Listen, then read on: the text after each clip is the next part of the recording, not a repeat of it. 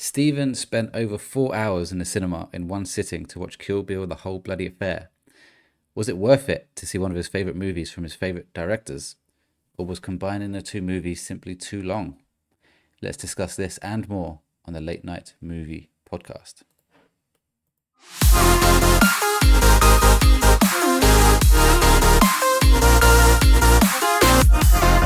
Welcome back to the Late Night Movie Podcast. I'm your host, Welchy, and joining me tonight, as always, is Mr. Pop Figures himself, Andy.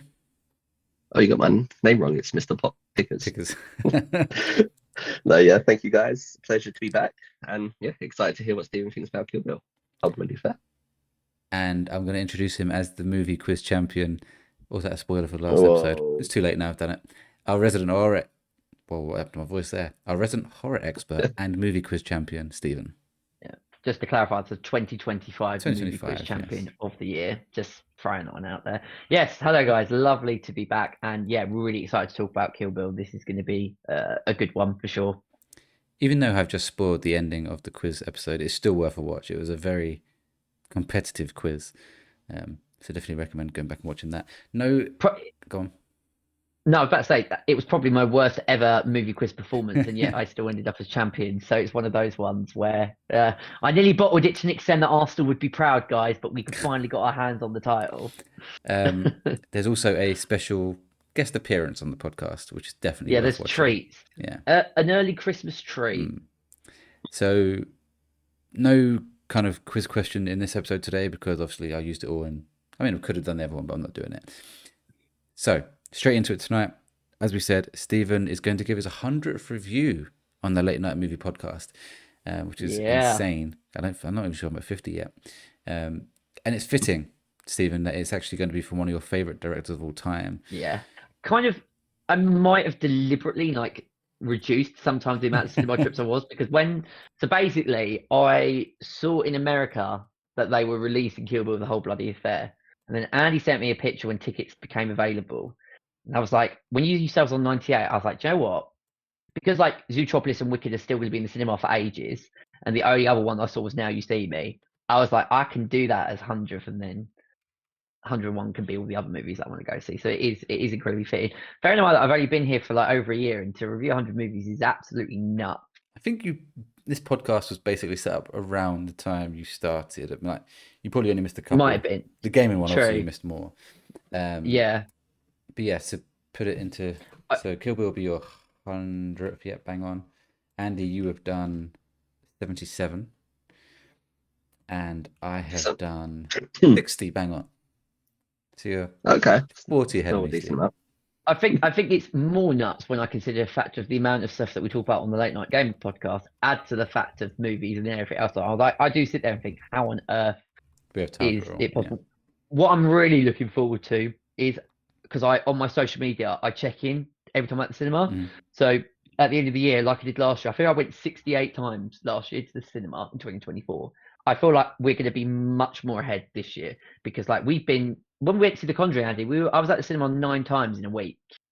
Yeah, that's mental. So I feel like I don't know if it's going to get near towards 100, but it's going to be curious. 100 would be twice a week, wouldn't it?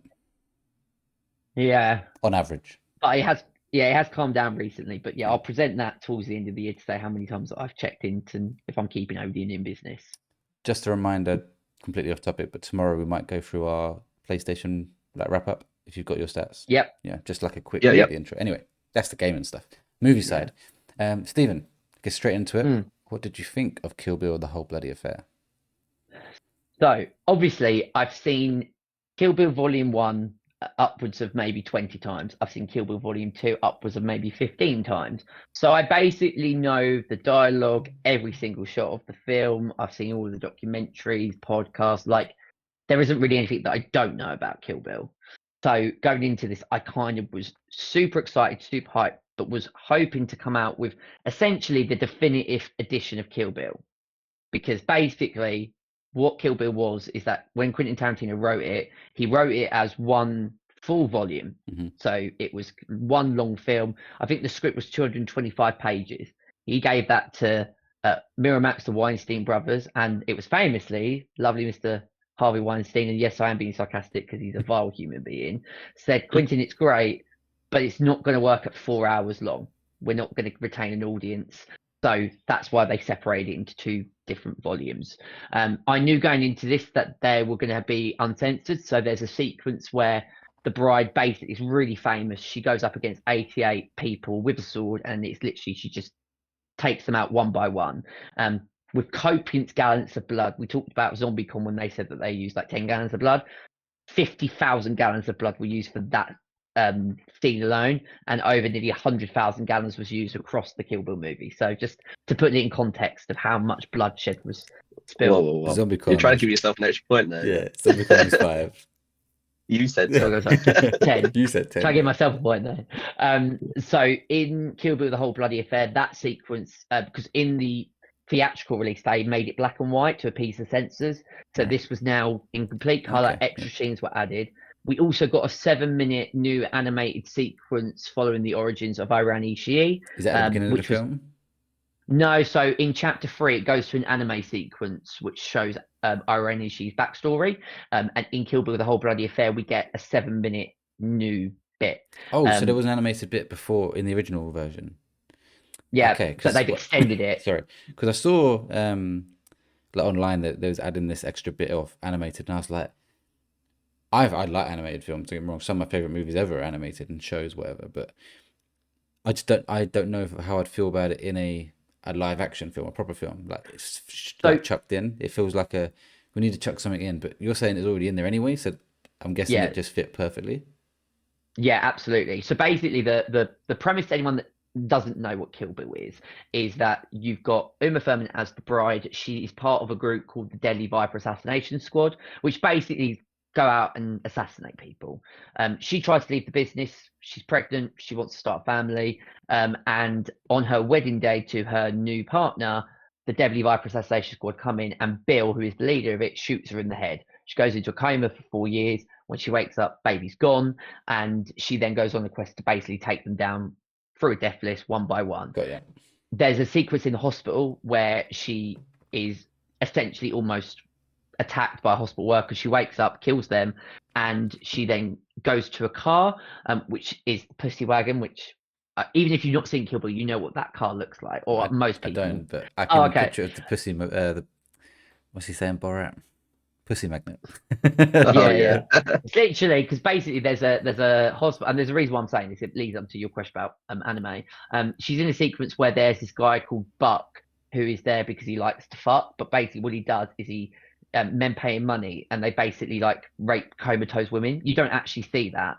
So this guy tries to do that to the bride, and let's just say he loses his tongue.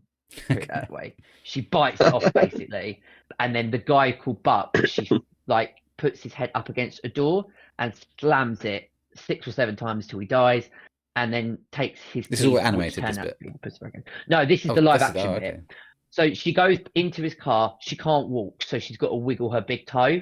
And the theory is that if she starts wiggling all of them, she'll then be able to walk. And while she's doing that, they then tell about the origins of Irani Ishii, which is one of the members of the Deadly Viper Assassination Squad. And when they tell her backstory, it switches to an anime sequence. And that was always the case. That was always the case, but what they've done is they've added a bit more of her backstory. Why did they do that? Like, what is the reason for that? It was originally in the cut, but it was cut for timing and pacing purposes.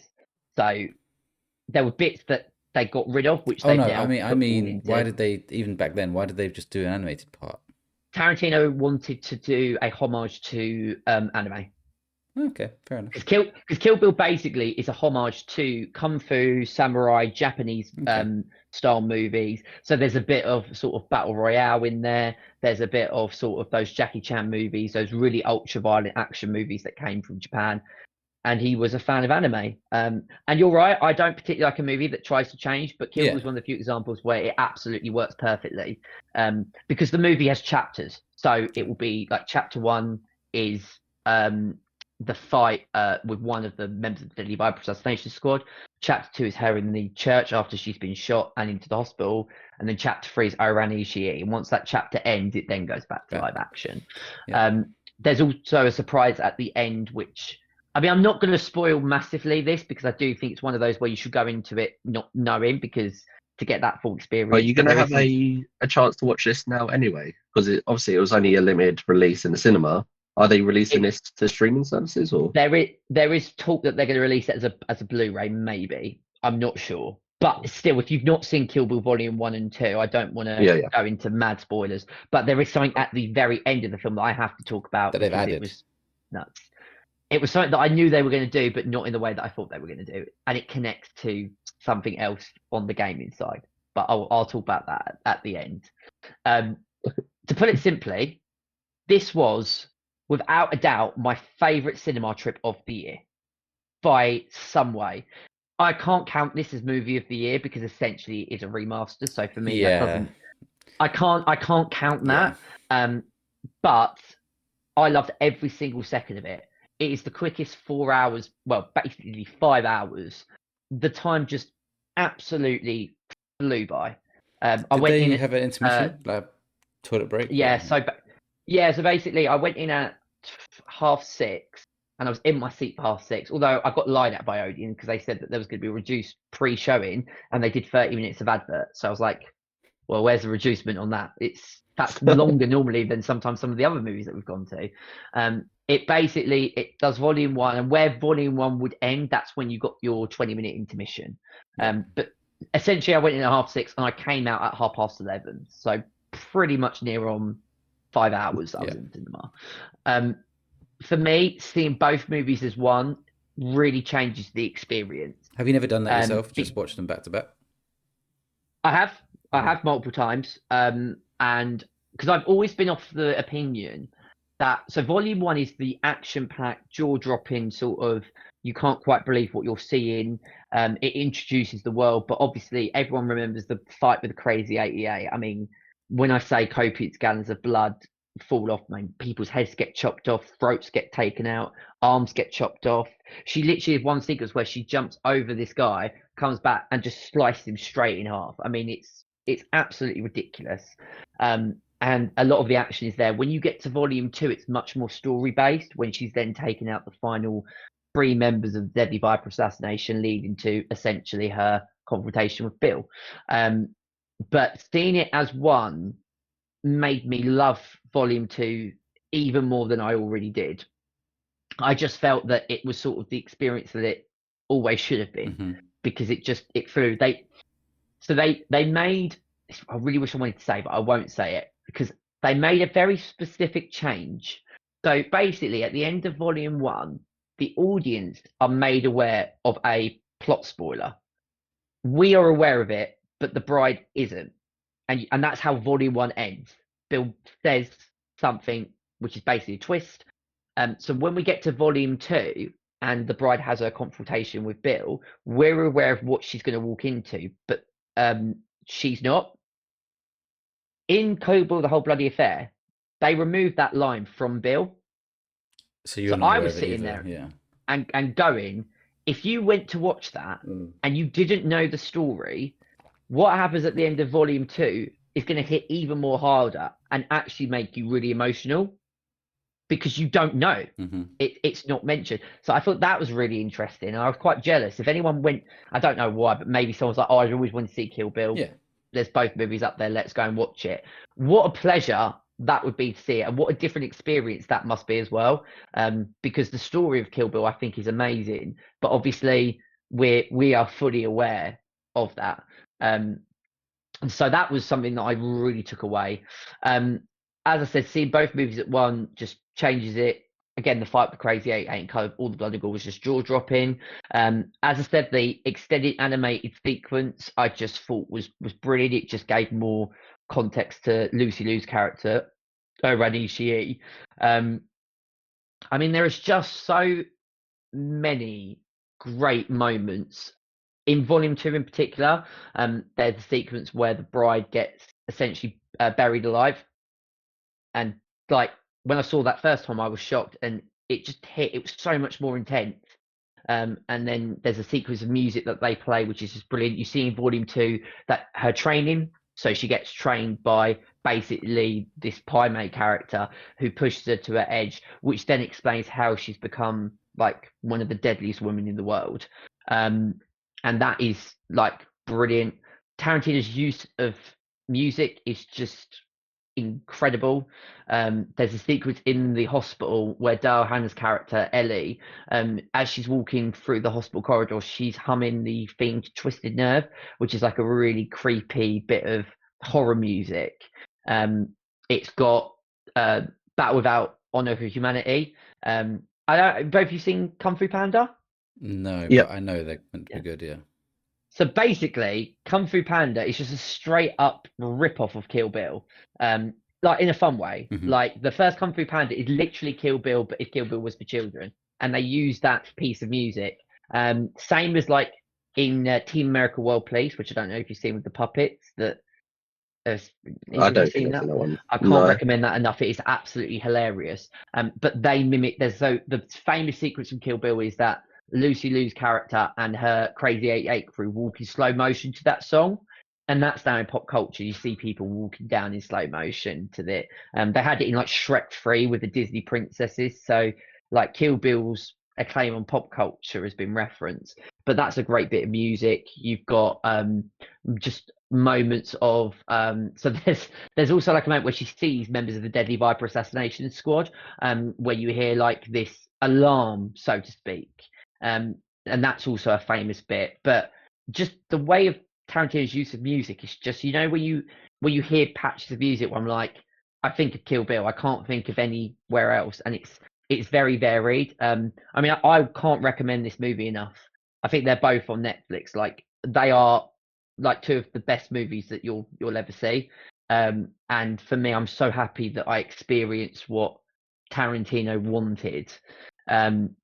It's weird because obviously when you go to watch a movie that you've seen many, I mean, I've already seen Kill Bill Volume 1 and 2 in the cinema back in 2022 when they were showing that and Pulp Fiction. But this was just a different experience. And I can't wait if they do bring it out on like a Blu-ray or 4K or whatever it may be, that I can then watch it again. But as I said, it just doesn't feel like 4 hours 30 minutes. It flies. And actually the volume 2 goes even quicker this time around. Where I felt like there were moments of volume 2 that slowed down, actually they don't. It's also got like, it was nice seeing Michael Madsen, but it's saddening because it's the first film that I've seen that May Russell, he's no longer with us, and like Dave Carradine's no longer with us, so that kind of brings back those sort of memories. But yeah, all in all, like it was just an unbelievable experience, and one that I can't stress enough how amazing it was. So for your 100th review, this sounds like it's going to be what, a 7 out of 10? Yeah, this is absolutely a 10 out of 10. It's a pleasure to give a 10 out of 10 to my 100th review. What was funny, because there was so Andy, we know what I talk about. There's this guy, he used to work in our local sort of game, and I see him at the cinema all the time. He must go like as much as like we do. And he was with a massive group, and because it was a packed out cinema screening, there was not a single seat. Like and I couldn't believe that. I was like, wow. I only had limited release. I think they did like a couple of showings on Monday, and then the one that I went to was the last one. And in the intermission, I got talking to a guy, like he must have been about maybe 45, 50 years of age. We talk about our love for Tarantino, and I told him so many like nerdy facts, because once you get me started talking about Kill Bill, that's it. Like, and I was telling him loads of stuff that he wasn't fully aware of. And at the end of the film, when the credits rolled, I said, wait, I think there is something at the very, very end of this film. Now, on Fortnite Battle Royale at the moment, they're doing a Kill Bill season. So I've got the bride as my character. They brought out Go-Go, who is one of the henchmen in the Crazy 88, and Yuki, who is the sister to Go-Go. In Fortnite, they've done something called Kill Bill: The Lost Chapter, written by Quentin Tarantino, which is basically called Yuki's Revenge.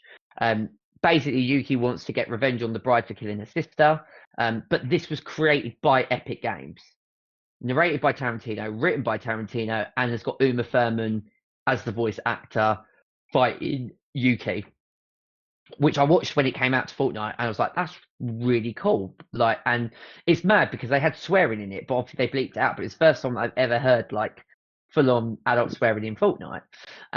So in my head, I went into it thinking we're probably going to get that at the very end of Kill Bill: The Whole Bloody Affair, because when I watched the Fortnite video, it says Kill Bill: The Whole Bloody Affair and then the lost chapter. So I was like, oh, it must be for that. But thinking it was going to be like a movie version. Maybe they've done one for Fortnite, but they're going to do something different at the very end.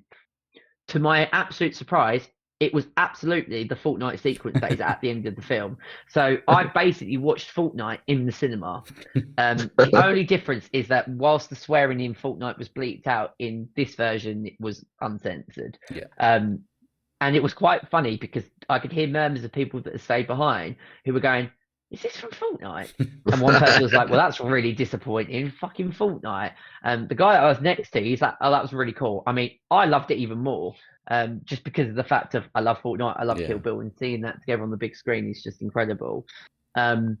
So, yeah, that was a real pleasure at the very end of the film, which is fine to say now because I don't think that would hit as hard if you're watching it at home. But the fact that that was there at the cinema, I was really happy with. But yeah, one of those where I could have easily gone back in and sat there for another 5 hours rewatching the whole thing.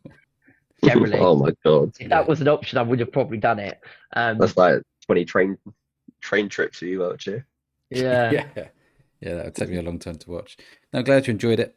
Well done on 100 reviews, by the way. Thank you very much. 8 of them have been 10s, which is a pretty good ratio. Almost one every 11, 12. I feel like, am I quite generous when it comes to my 10s? But then there have been a lot of really, there's been a lot of good movies this year. I mean, I went into it kind of thinking it was going to be that anyway. Yeah, it's like one of your favorite films. Unless you completely like mess it up, like and as I said, it felt to me like, okay, this is what Kill Bill: The Ultimate Experience is like. I kind of wish that they did stick to their guns and brought it out as one movie because of like, I know, but then length does play a factor that people 100%. would not be. It wouldn't have been as popular. Pretty happy to sit through sort of 4 hours. Yeah. But plus money as well.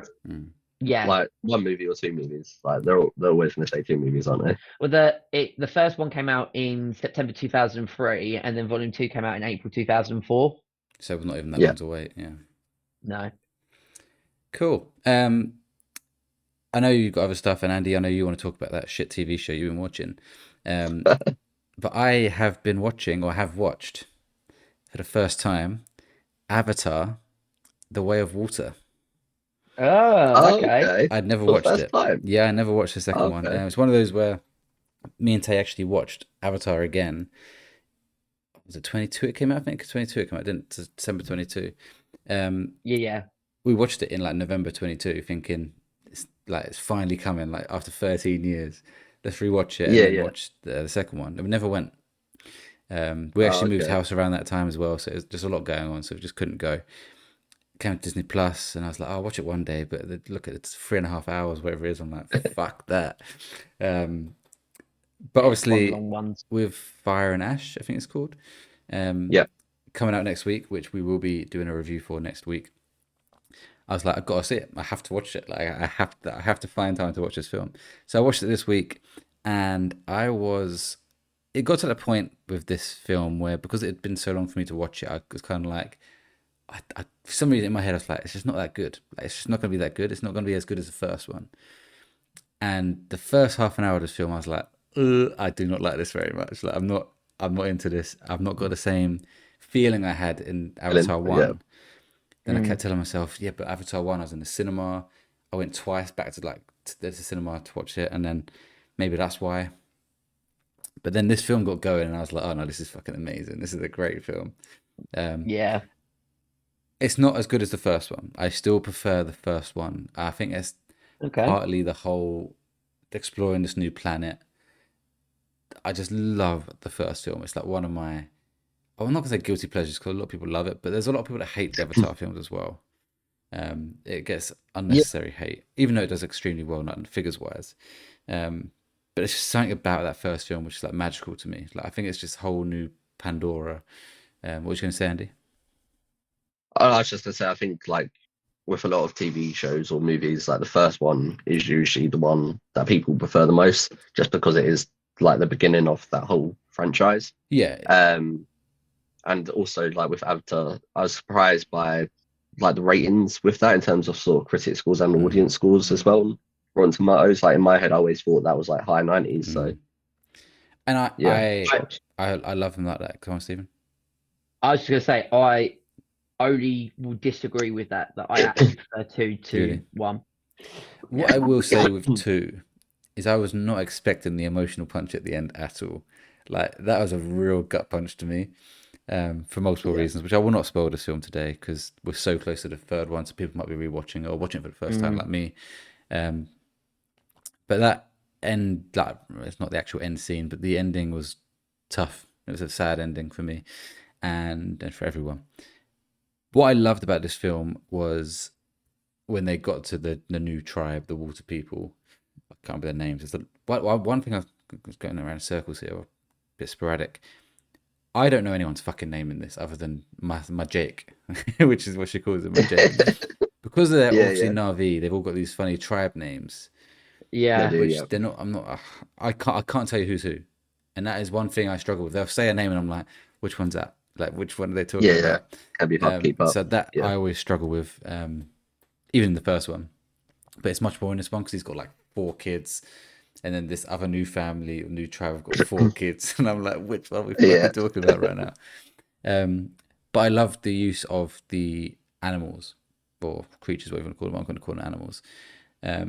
Obviously, in the first one, it was all about the flying ones, and I loved that side of it. I absolutely loved the first one when he tames the one which they said couldn't be tamed, all that kind of shit. I love that kind of shit. And then this one obviously has something similar, but with these Tankans, I want to call them. Tankan. You probably won't remember. You've watched it in a couple of years. Yeah, I can't remember what they're called. They've got the ones which they can all ride on, which are like the tame ones who are just like almost like little, let's just call them little jet skis almost, if like in terms of like a physical thing for us. Yeah. Then you got the massive ones, which they were called like they had like an actual emotional connection to these ones, and they would like talk to them somehow. I don't understand how that works, but and they'd all have like I think they called it like a soul sister or some sort of soul animal, whatever you want to call it. There was some connection they had to one each, and then they had this one which was like an outcast, which one of Jake's kids got close to. Blah blah blah. All of that shit, I was loving that. And then what they did with how one of them come to save them, I love all of that shit. So I feel that film really took on another level when Jake's kid met that outcast. I'm going to call him Tankans. I can't remember the full name. Massive whale. Let's call it Massive Whale. That from then on, I was like, I'm in. This is great. I'm loving this. And the final kind of hour, it felt like, or 45 minutes of like the battle scene, unbelievable. Yeah. Absolutely brilliant. I don't know if you agree with this Welchy, because I remember when I went to see it for the first time in 2D, and then actually like and you joined us, didn't you? And we watched it in 3D, which is pretty mental.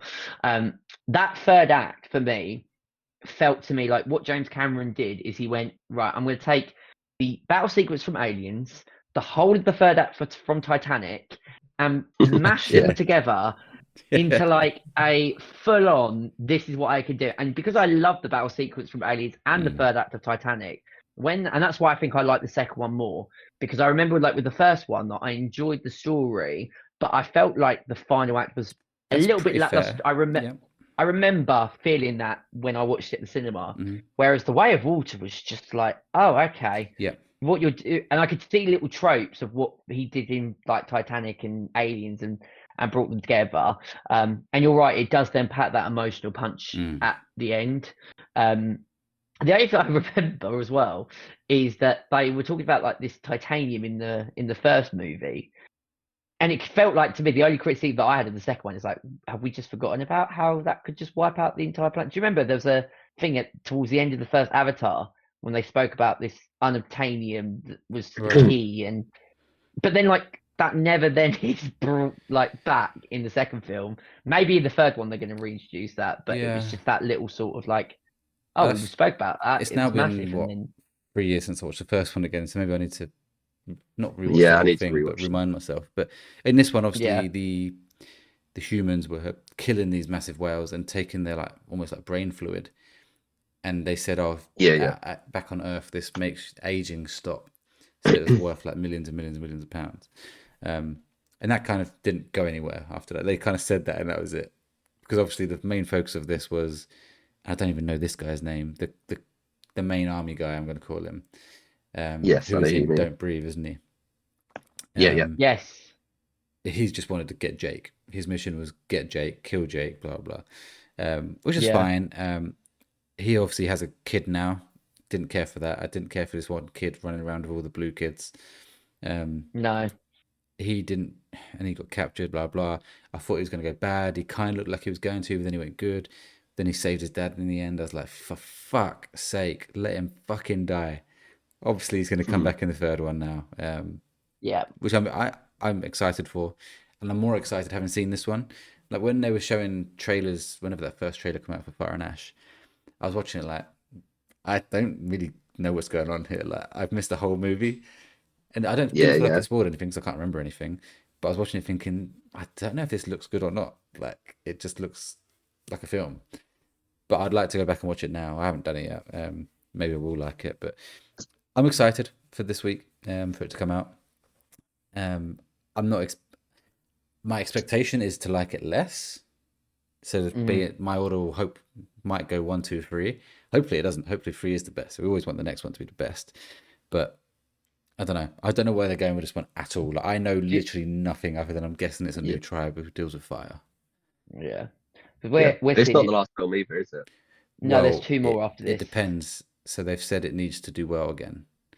Oh. It hasn't been. But they have greenlit. written a 4th and 5th. They've written it, Yeah. But basically, it has to be profitable, and for it to be profitable, it has to make basically 2 billion because he spends it did so last much. time. I know, and it has the first 2, but he spends so much money making them that they have to make that much money back. Yeah, because I think it's going to do well because it hasn't even got much competition either over like the Christmas break. I don't think.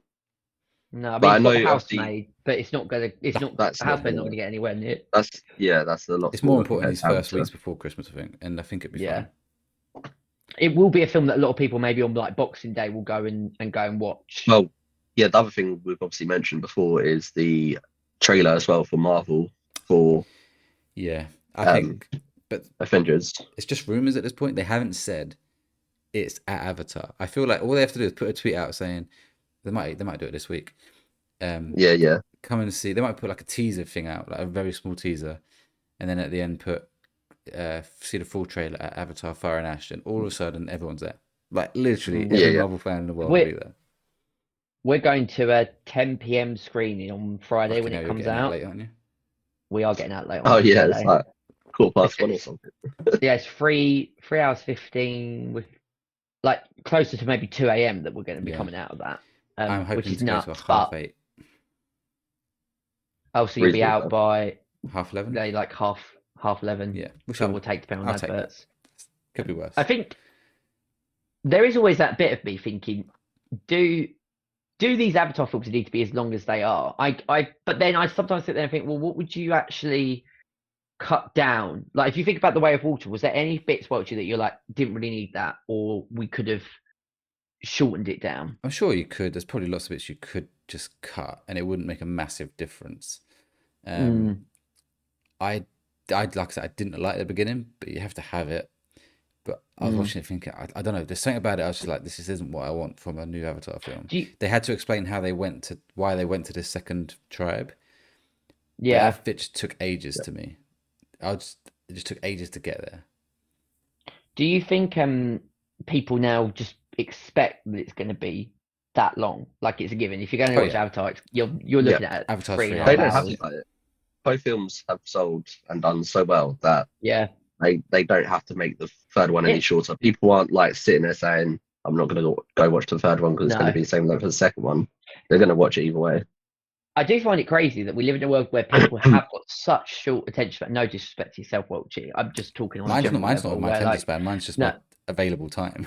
No, I mean like in terms of like people don't particularly like they get put off with really long movies on a sort of general level. But then you've got like Avatar that kind of is breaking the mold because not only are they really long, but like Avatar is still I think the highest grossing movie of all like up there in terms of like top 3. And that is just nuts that we've got people going, we need to make things shorter and shorter and shorter. but Avatar like, stand back, we'll show you how it's done. And I hope Fire and Ash is good. I think there's always, in both 1 and 2, moments, as you said, like in the first half an hour, where I'm like, okay, this is a bit slow. But once it gets itself going, I mean, normally the third act goes on for at least an hour. So you can take out an hour of that in terms of the massive battle moments that happen. This one's obviously going to probably have lots of fire, clues in the name, where we had water in number 2. So, yeah, I just can't believe we're also at that point now where we're a few days away from Avatar being out. Nuts. Yeah. I'm just trying to corroborate your Avatar being number 1. If it was actually just based in America, like just American sales, what they call domestic, it's actually Star Wars: The Force Awakens is the best ever selling movie there. Really? Wow, that's mental. Then Avengers Endgame. Terrible. Then Spider-Man: No Way Home. Then Avatar. It might not be number 1 actually now. It might have been knocked off. Worldwide it is. Worldwide is Avatar. Oh, worldwide.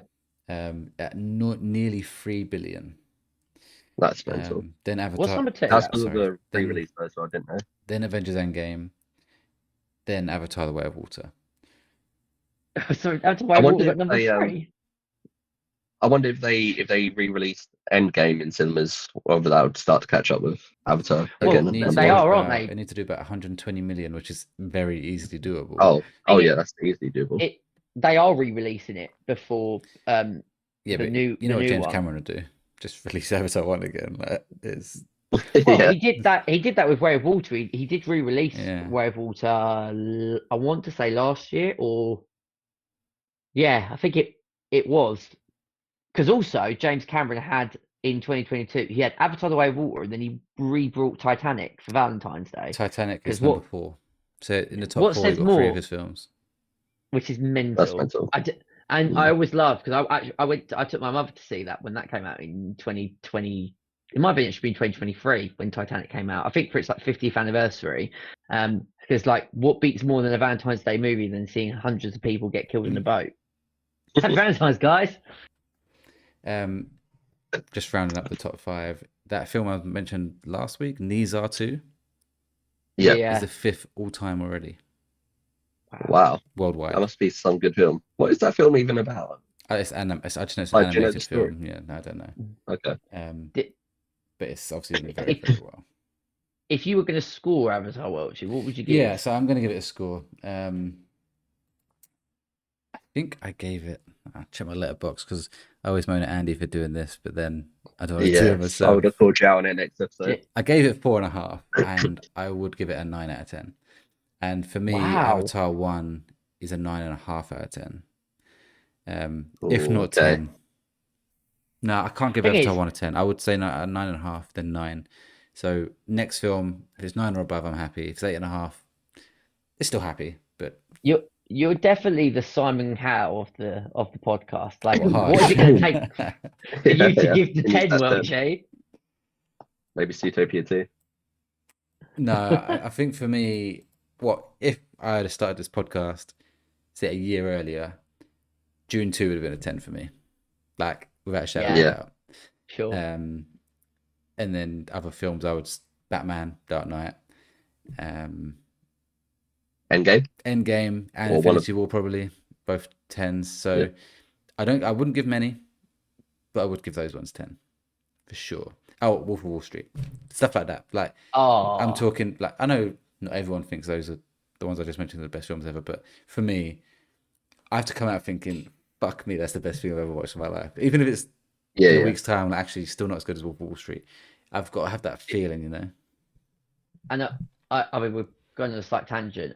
Part of the reason I think, like, because Wolf of Wall Street itself once like 3 hours long, but you're literally like laughing out loud even when you're not meant to. And like similarly, when I was mentioned earlier about Kill Bill, the whole bloody affair, the amount of times that I laughed, like there's a bit where like Bill goes, you know what, shoot at you, I may have overreacted, and she just leaves and he goes, you overreacted.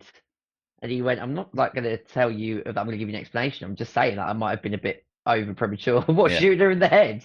And I feel like Wolf of Wall Street, even things like in Avatar, so the things they say, you chuckle to yourself because you're like, One Like, thing, few and far between. yeah, one thing that wound me up a little bit was the amount of times they said "bro" in that film. Yeah, Like, I know they're like they're trying to be down teenage. with the kids. They're, oh, bro, Yeah. Yeah. bro, bro, and I was like, really? Like, this feels like a kid film for like I don't know, what do you call it? The like the 6-7 shit nowadays. I don't know. Oh They've been doing yeah. that. If I see any 6-7 shit in this film, I'll walk out. I'm sick of it. Do you know? Will you be happy watch when I tell you that is now a Fortnite emote, the Oh, for 6-7? fuck's sake.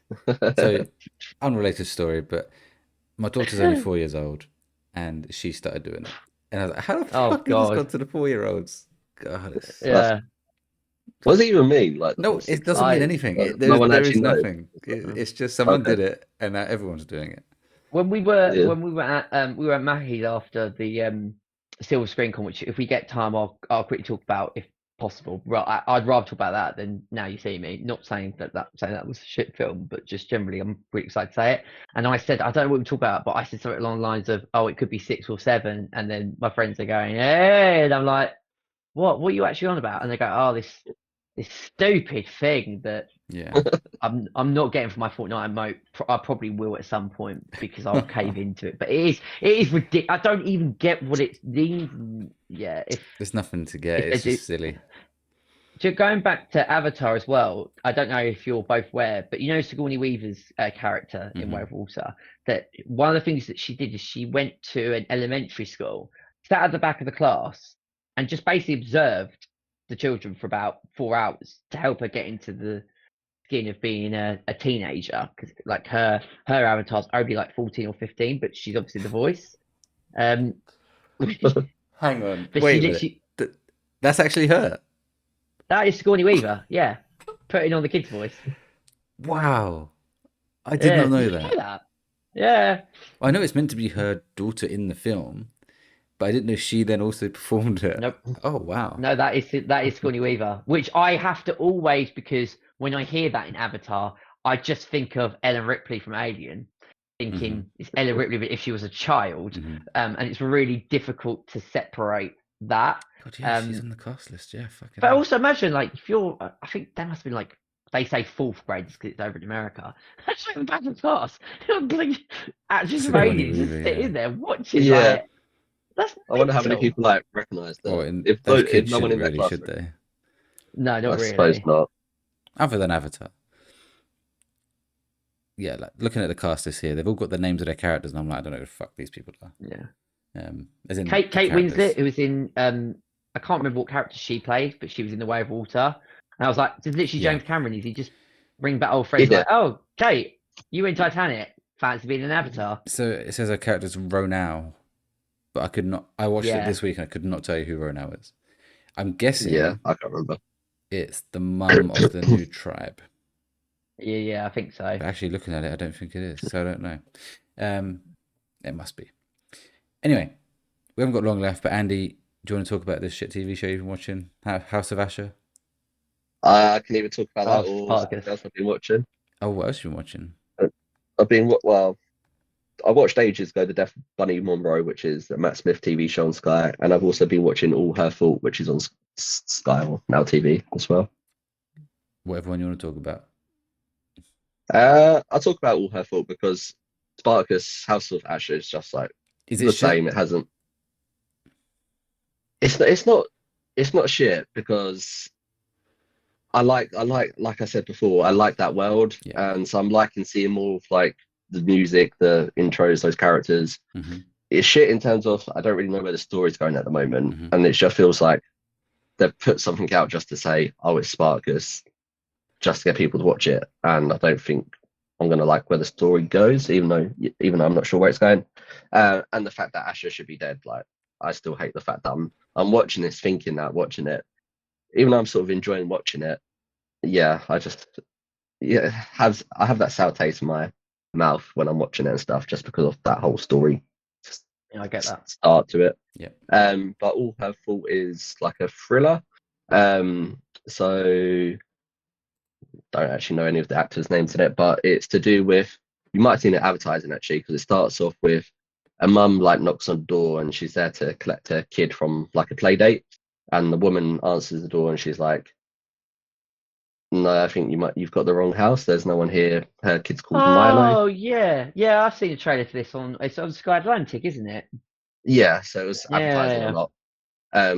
So she goes to collect her kid from this play date, and he's actually not there. And then all of a sudden, they've got a whole like kidnapping case on their hands. And I've watched like maybe 3 episodes so far. But like I feel like the way that they're going with the episodes is like episode 1 will be, it makes it look like it could be potentially this person. Episode 2 could be this person. Episode 3, all of someone else. It looks like they're being linked to it.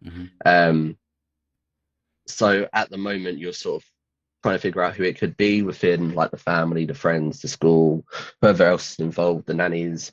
And I've heard good things about it. That there's a lot of twists towards like the end of this show. So I'm hoping that'll be the case, and it surprises me with who it is. But yeah, so far it's good. I feel like it starts off a bit slow, but if you like those sort of TV shows where there's a bit of mystery to it, and you like trying to figure out who's potentially involved and stuff, then you might enjoy this. But yeah, so far so good. How many episodes is there going to be? Or is there? I think they're all out. I think there's 8, but Okay. don't quote Yeah, me on that. they're usually 8 episodes. Yeah, I feel like it's one I'm gonna enjoy, unless it's really obvious who it is from like now. Yeah. But I feel like because someone's told me there's loads of twists, that it's not going to be all the people that they make it out obvious to be. Yeah. Hopefully, it'll be someone completely different. But yeah, excited to see where it goes. And how many episodes of House of Usher are out now? You watched 3. There's 3, yeah, 3 out at the moment. Do you know how many there's going to So be? that's been. I haven't looked into it, to be honest, but I'm guessing that's going to be probably 7 or 8.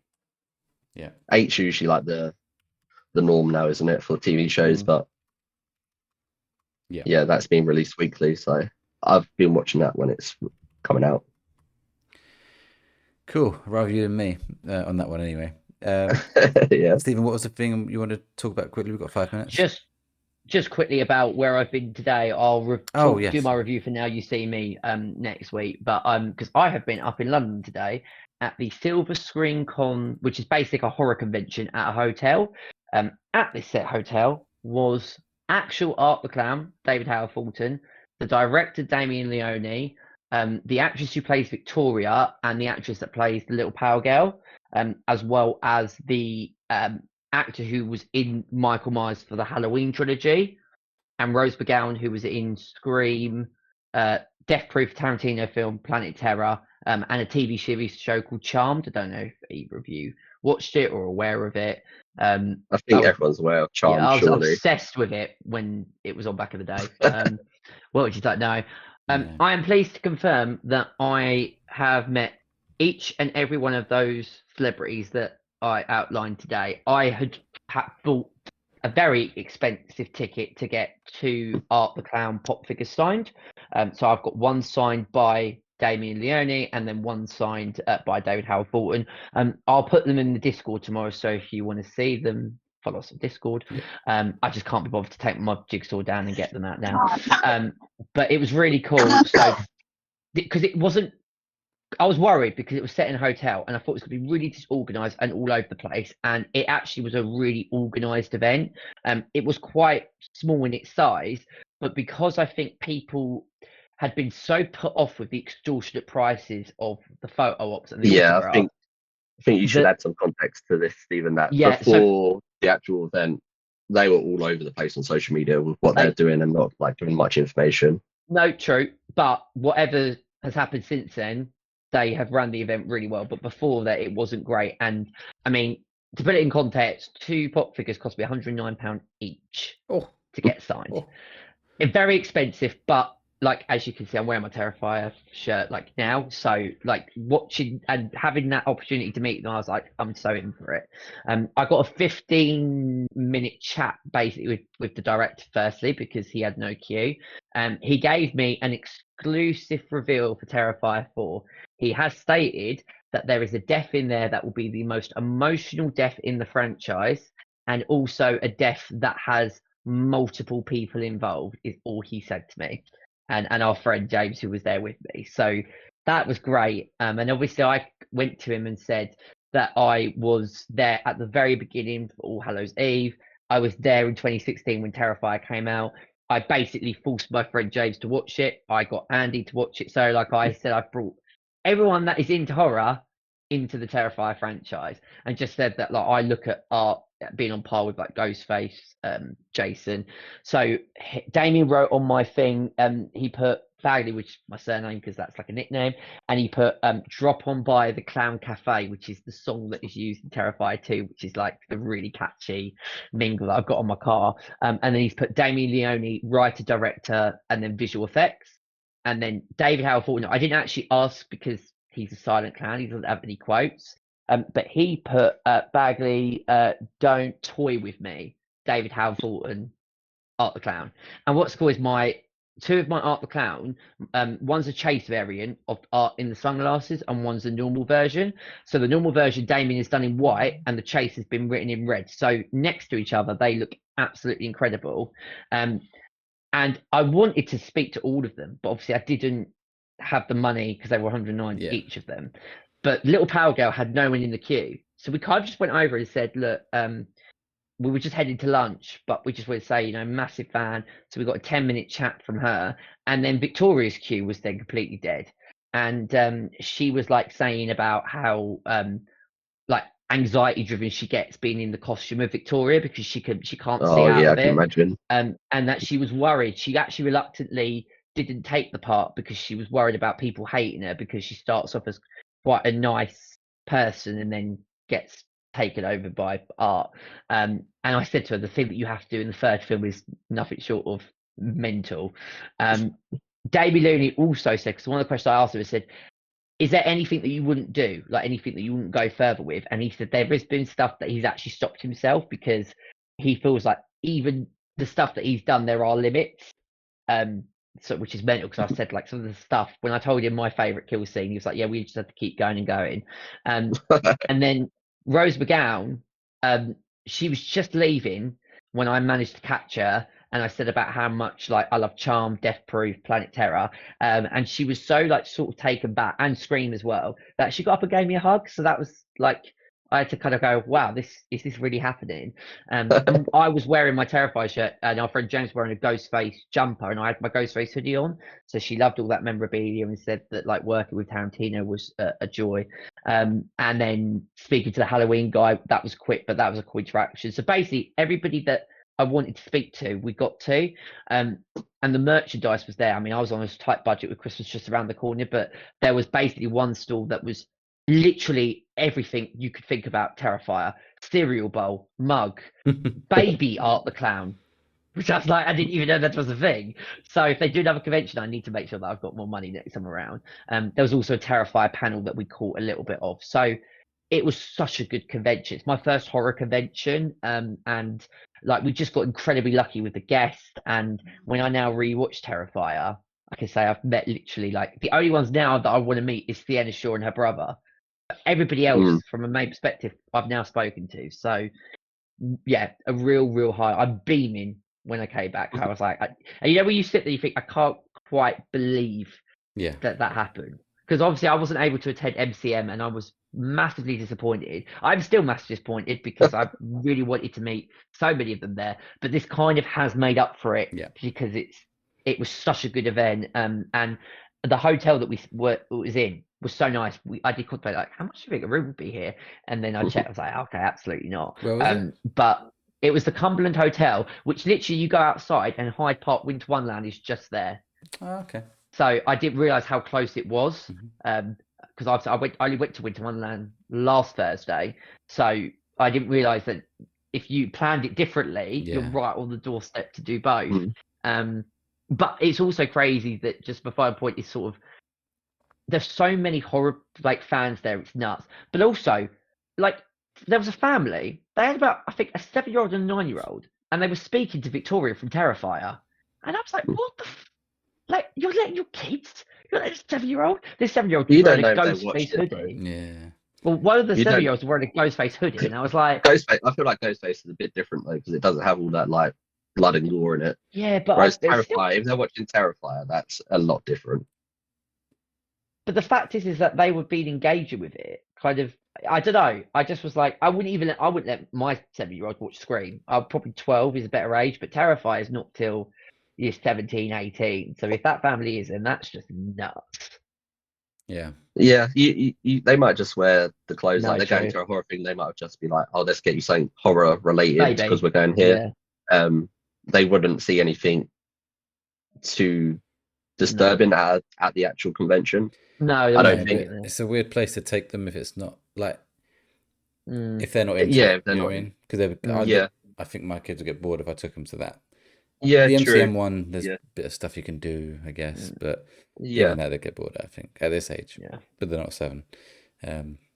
Cool. Glad you had a good time. When's your next one, guys? Next conventions? If you've got one We booked are or actually, well, we were looking today. There's a horror convention coming up at the end of March where Robert England is going to be there. So I might save my pennies and try and go to that because I can then get a Freddy Krueger one signed. We also spoke to this guy. He at the bar, and he literally said that his job was that he swallows swords. All right. Like, and what was even cooler is there was an actor there that was in Winnie the Pooh, Blood and Honey. Oh yeah. They were there at the convention. I've only seen the first one, but I wasn't too bothered about it. But he managed to speak to the guy. So there's a thing on their Instagram where he put a sword down his throat and then got Pooh to basically pull it out. And they did that and they put it out. But we spoke to him for about an hour, kind of finding out how it goes about doing it, that he went through like the Britain's Got Talent auditions. And that's what I love about conventions, that you speak to people. Yeah. And then we found out after that this guy's like massively famous and we didn't even know. Because I remember saying to my friend James, I said, "Oh, when you met me, you didn't realize that I was this weird and nerdy," and then I put, "and nothing's changed," and he started laughing at that, and then brought into the conversation. So, yeah, I'm looking at definitely more horror cons next year for sure. Yeah. My next one's depending on which day we go. At the moment, it's the 28th of February, so it's the 28th of Feb and the 1st of March. So the 2 dates. Oh, is that the so Winter that's Comic Con? No, it's the spring one. So it's London Spring Comic Con. Yeah, Yeah. I'll forgot about that one. I'll probably be to that one as well. Yeah, so at the moment there's one guest announced for that we want to see. Unless they announce more for the Sunday, then we might go on Sunday. But the night bus driver from Harry Potter. Oh yeah. Plays Stan. He's going to be there, so cool. He's like 20 quid. Me and Beth both got the Funko Pop, so hopefully if we stick to Saturday, we'll see him because he's Saturday only. That's the person I can say, oh, I actually really like Harry Potter just because of that sequence alone. The rest of it is shit. It's probably the only one scene that you've seen from clips on TikTok. From beginning to end, it's the only sequence. After that, I was like, yeah, this is shit. Well, cool. That is going to do it for today's episode. Thank you all for listening. Let us know what you thought of Killing Bill, the whole bloody affair, if you've seen it, or whatever you just think of the first 2 episodes. I'd say, Welchy, volumes. It's Kill Bill, not Killing Bill. I don't know why I put Killing Bill. Kill Bill, the whole bloody affair. There we go. So don't upset me, yeah. Or just let us know what you think of volume 1 and 2. Did you enjoy it as much as Stephen did? Do you think it's a 10 out of 10? Let us know your thoughts in the comments or tag us on socials at the Late Night Pods. We'd love to hear your thoughts. If you enjoyed the episode, please make sure to follow and subscribe wherever you're listening. And if you're watching on YouTube, hit the like button, subscribe, and ring the bell so you don't miss the next episode. Speaking of which, as mentioned, next time we have our review of Avatar, Fire and Ash. So you won't want to miss that one. Thank you for hanging out with us tonight. I've been your host, Welchy, and joined as always by my co-host, Andy. Yeah, thank you as always, guys, and apologies for the cough. I think Welchy passed on to me through the camera last couple of episodes we've done, but yeah, thank you. And also Stephen. Yes, and just to recap, the 2025 Movie Quiz Champion of the Year, just throwing it out there after the gaming episode. No, it's been a pleasure as always, and yeah, can't wait to review Avatar, Fire and Ash. Thank you all for listening, and we'll see you next time.